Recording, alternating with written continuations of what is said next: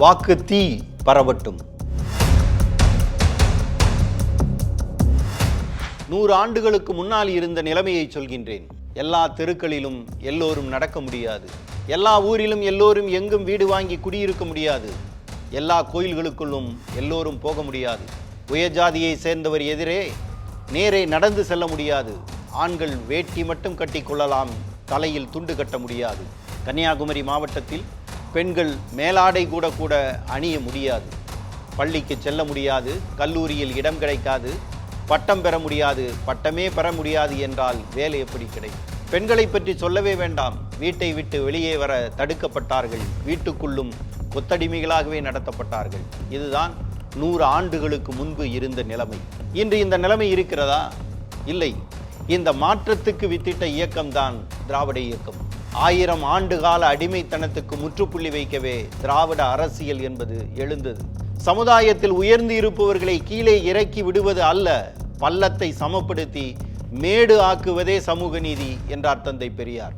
ஒரு தாய் தன்னுடைய பிள்ளைகளில் சத்து குறைவாக உள்ளவர்களுக்கு மற்ற குழந்தைகளை விட கொஞ்சம் அதிகமாக கொடுத்து வளர்ப்பதைப் போல சமுதாயத்தில் பின்தங்கிய மக்களிடம் நான் பரிவு காட்டுகிறேன் என்று சொன்னார் பெரியார்.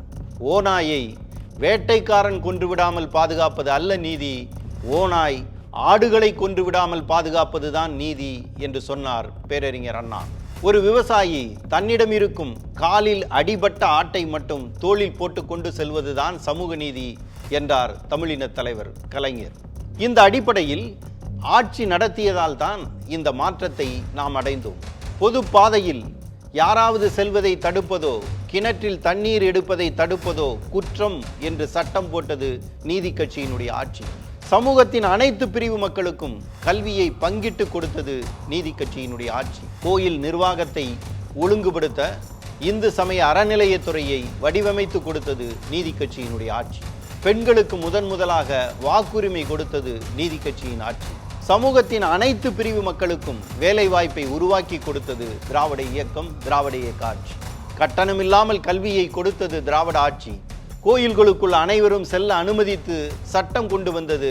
அது மட்டுமல்ல, அனைத்து சாதியினரும் அர்ச்சகராகலாம் என்பதை சட்டம் ஆக்கியது திராவிட முன்னேற்ற கழகத்தினுடைய ஆட்சி. மேல் ஜாதி கீழ் ஜாதி என்ற அடையாளத்தை மாற்ற படிப்பு பெரிய அளவில் உதவியது. வேலை அதைவிட பெரிய அளவில் உதவியது. குடும்ப கட்டுப்பாட்டு திட்டத்தை இந்திய அரசு 1971ஆம் ஆண்டு தான் கொண்டு வந்தது. ஆனால் கர்ப்பத்தடை என்ற புத்தகத்தை 1930ஆம் ஆண்டே வெளியிட்டார் தந்தை பெரியார். தொலைநோக்கு பார்வைக்கு உதாரணம் இது. இன்றைக்கு இந்தியாவிலேயே பெண்கள் அதிகமாக வேலைக்கு செல்லும் மாநிலமாக தமிழ்நாடு இருக்கிறது. பள்ளி கல்வியில் இந்தியாவிலேயே 2வது இடத்தில் இருக்கின்றோம்.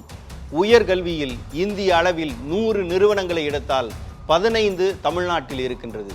திராவிட முன்னேற்ற கழகம் ஆட்சிக்கு வைந்த 50 ஆண்டுகளில் அடைந்த மாபெரும் வளர்ச்சி இது. ஜாதியால் உயர்வாக மதிக்கப்பட்டவர்கள், பணத்தால் உயர்ந்தவர்கள், நிலம் அதிகம் வைத்திருப்பதால் அதிகாரம் செலுத்தியவர்கள், குடும்ப பாரம்பரியத்தால் கோலோச்சியவர்கள், இவர்கள் மட்டுமே அரசியலில் இருந்த காலத்தில் சாமானியர்களுக்கு அரசியல் கொள்கைகளை புகட்டி அவர்களையும் அரசியல் விழிப்புணர்வு பெற வைத்து அவர்களுக்கும் அரசியல் சொந்தம் என ஆக்கியது திராவிட இயக்கத்தின் மாபெரும் சாதனை.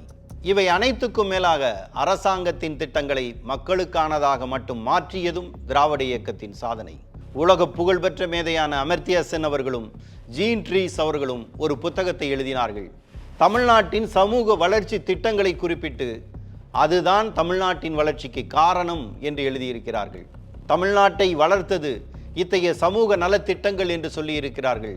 அனைவருக்கும் முழுமையான சமூக நலன் என்பது பெரியார் தொடங்கிய சுயமரியாதை இயக்கத்தின் வேர் என்றும், சமூக சீர்திருத்தம், பிற்படுத்தப்பட்ட மற்றும் பட்டியலின மக்களின் அரசியல் அதிகாரம், கவர்ச்சிகர அரசியலின் பிடிமானம், ஆக்கபூர்வமான பெண் அமைப்புகள் இவைதான் இதற்கு காரணம் என்றும் எழுதியிருக்கிறார்கள்.